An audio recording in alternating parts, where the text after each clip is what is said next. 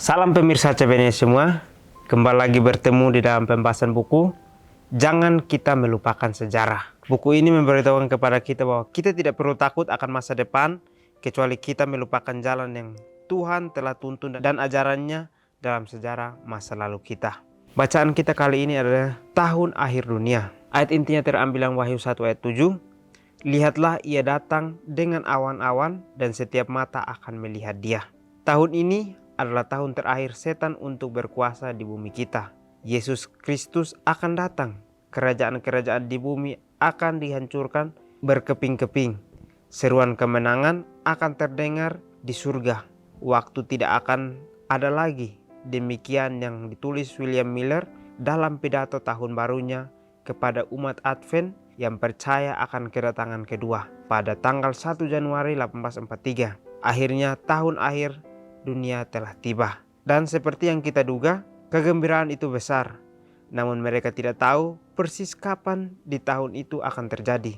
Miller sendiri dengan menyadari bahwa Kristus telah berkata bahwa tidak seorang pun mengetahui hari atau jamnya, bersikap sangat hati-hati dalam bahasa tersebut. Sekitar tahun 1843 adalah perkiraan yang tepat menurutnya. Baik, kita lihat ini contoh yang membuat kita tidak boleh mengambil tindakan sesuai dengan keinginan kita. Karena pada saat kita mengambil tindakan sesuai dengan keinginan kita, maka akan salah tafsir yang kita berikan kepada orang lain, sehingga orang lain akan mengalami sebuah kekecewaan pada saat hal tersebut tidak terjadi. Kita lihat di sini, Miller mengatakan bahwa tahun ini adalah tahun terakhir di mana setan akan berkuasa di bumi. Tetapi apa yang terjadi? Tidak terjadi pada hal tersebut, atau Tuhan tidak datang pada hal yang mereka sudah tentukan itu, sehingga banyak sekali kekecewaan yang terjadi. Banyak orang yang mau mengikuti untuk dapat melihat Tuhan, tetapi mereka tidak memiliki persiapan yang matang.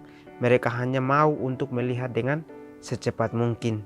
Seringkali kita pun manusia sama seperti hal ini. Kita seringkali menginginkan sesuatu hal terjadi cepat, dan pada saat sudah mau terjadi baru kita bersiap. Kita harus bisa mengambil contoh dari cerita ini. Kita harus terus bisa bergembira, terus bisa bersyukur dengan apa yang terjadi. Pada saat kita tidak melihat itu terjadi, kita harus memikirkan bahwa jika itu tidak terjadi, apakah saya masih bersyukur atau saya masih memiliki kegembiraan? Inilah yang harus kita tanyakan di dalam diri kita masing-masing. Jangan kita mau terus untuk mengetahui waktu yang tepatnya. Karena pada saat kita mengetahui waktu yang tepatnya, mungkin beberapa waktu yang diberikan itu atau masa tenggang yang diberikan itu, kita menganggap itu adalah hal yang tidak patut untuk kita syukuri. Malah kita mau untuk bersiapnya pada saat besok kedatangannya. Kita harus lihat di sini bahwa seringkali kita berpikir bahwa Tuhan mau untuk kita bisa selamat, tetapi kita tidak mau untuk mempersiapkan diri kita dari sejak lama. Kita mau untuk bersiap dengan cara yang cepat, cara yang instan. Tetapi Tuhan mengajarkan kepada kita bahwa dengan pelajaran ini kita dapat melihat bahwa manusia boleh menafsirkan, boleh memberitahukan tentang waktu dan hikmat yang Tuhan berikan atau hikmat yang dia dapatkan, tetapi belum tentu itulah waktu yang Tuhan akan berikan. Miller berpidato ini pun dia mengetahui bahwa Kristus saja telah berkata bahwa tidak ada seorang pun mengetahui hari dan jamnya. Kita lihat bahwa Tuhan saja tidak memberitahukan hari dan jamnya untuk manusia mengerti atau manusia melakukan sesuatu hal yang semena-mena. Tetapi dia mau untuk kita semua terus bersiap. Kedatangannya terjadi pun kita sudah bersiap. Jangan kita mau untuk berleha-leha dengan waktu yang ada.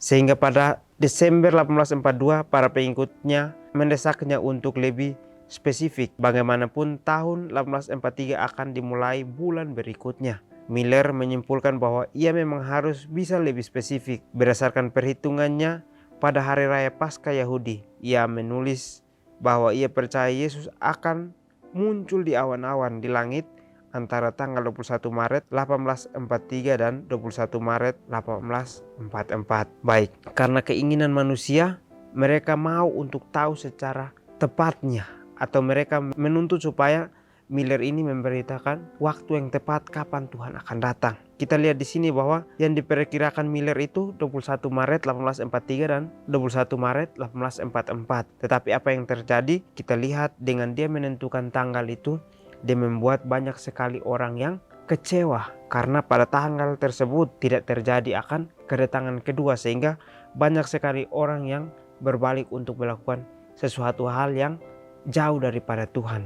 Tetapi ada yang sungguh-sungguh untuk belajar mencari Tuhan. Kita mau seperti orang yang mana? Kita mau kecewa dan tidak mau untuk mencari Tuhan lagi, atau kita mau untuk bersyukur dengan amaran ini? Kita mau untuk terus bersiap untuk menanti akan kedatangan Tuhan itu. Dan waktu itu berlalu, kedatangan kedua tidak terjadi pada tanggal 21 Maret 1844. Orang-orang yang berharap menyimpulkan bahwa mereka telah salah menghitung tanggal Paskah. Mungkin itu adalah tanggal 21 April. Dan tanggal itu pun berlalu. Dengan demikian kelompok pengikut Miller mengalami kekecewaan musim semi pertama mereka. Baik, karena mereka sudah ditentukan waktu, maka mereka kecewa dengan penentuan akan waktu tersebut.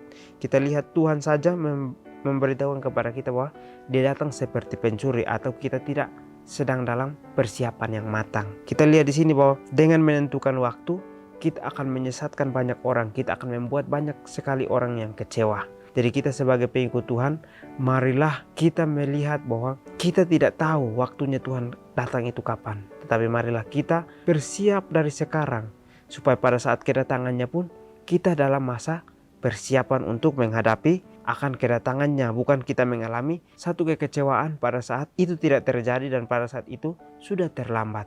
Kita belajar di sini bahwa dengan pelajaran ini mengingatkan kepada kita bahwa jangan kita mengharapkan sesuatu hal yang tidak pasti, karena itu akan membawa kita kepada satu kekecewaan yang besar. Marilah kita bergantung kepada Tuhan. Tuhanlah yang menuntun iman kita untuk kita dekat hanya kepada Dia. Gerakan ini terhindar dari perpecahan pada saat itu karena mereka tidak terlalu berharap pada tanggal tertentu.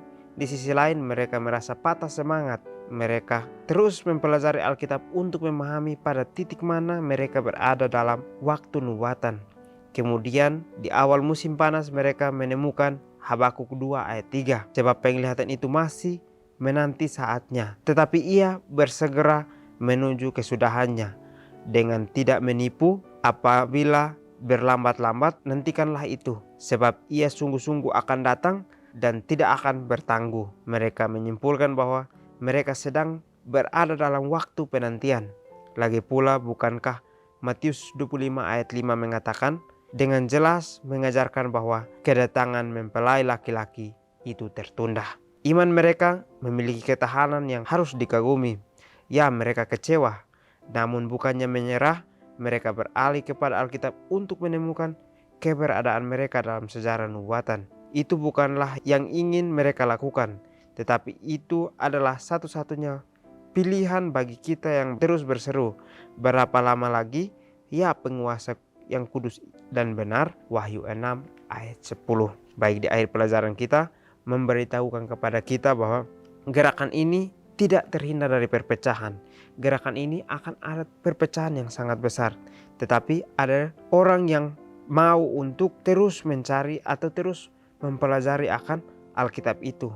Meskipun dengan patah semangat dengan waktu yang sudah ditentukan, tetapi mereka masih mau untuk mempelajari Alkitab, untuk memahami pada titik mana mereka berada dalam waktu nubuatan. Kita sebagai orang pengikut Tuhan, kita harus bisa bersiap dalam situasi apapun. Pada saat kita sedang patah semangat pun, kita harus bisa untuk bersiap. Karena di dalam Habakuk 2 ayat 3 ini dikatakan bahwa penglihatan itu masih menanti saatnya. Kita sedang bersiap, tetapi itu tidak akan menipu kita. Itu akan terjadi. Dan apabila itu berlambat-lambat, kita harus nantikan, kita harus percaya bahwa Dia akan datang pada waktu yang tepat. Dia akan datang untuk menggenapi akan nubuatan itu. Jadi Tuhan tidak akan pernah tidak menepati akan janjinya. Dia akan selalu menepati janjinya untuk datang dan menyelamatkan kita umat yang percaya kepadanya. Kita lihat di sini bahwa di dalam Matius 5 ayat 25 ini dikatakan bahwa kedatangan mempelai laki-laki itu tertunda. Bukan tertunda, tetapi seringkali kita bersiap dalam waktu yang cepat dan kita mau untuk hal itu terjadi secara cepat. Tuhan mau untuk kita bersiap secara matang sehingga Dia tidak menunda waktunya untuk sesuatu hal yang tidak pasti, tetapi Dia mau untuk kita bisa memiliki iman sepenuhnya kepada Dia dan kita bisa berharap hanya kepadanya, bukan berharap kepada diri kita atau kepada orang lain. Tapi marilah kita berharap kepada Tuhan sehingga kekecewaan itu tidak terjadi karena satu pilihan yang salah di dalam kehidupan kita. Kita percaya bahwa iman kita harus memiliki ketahanan yang harus kita kagumi, di mana kita bertahan meskipun satu pilihan yang kita salah untuk tentukan ini membuat kita untuk kecewa, tetapi kita harus bisa memiliki iman untuk terus kembali kepada Tuhan dan mempelajari akan kebenarannya. Dikatakan di sini bahwa Alkitab akan membawa kita untuk menemukan keberadaan kita dalam sejarah nubuatan. Alkitab itulah yang menuntun kita untuk kita bisa mengerti benar akan nubuatan tersebut. Jadi marilah kita belajar untuk kita ketahui bahwa Tuhan mau untuk kita bersiap. Kita tidak boleh berseru untuk berapa lama waktu yang tepat akan Tuhan datang, karena itu bukanlah waktu kita, hanya Tuhan yang mengetahui waktu dan tepatnya. Marilah kita berharap kepada Tuhan, karena kita berharap kepada manusia akan membawa kita kepada satu kekecewaan yang besar. Jadi mungkin ini saja pelajaran yang dapat saya bahas.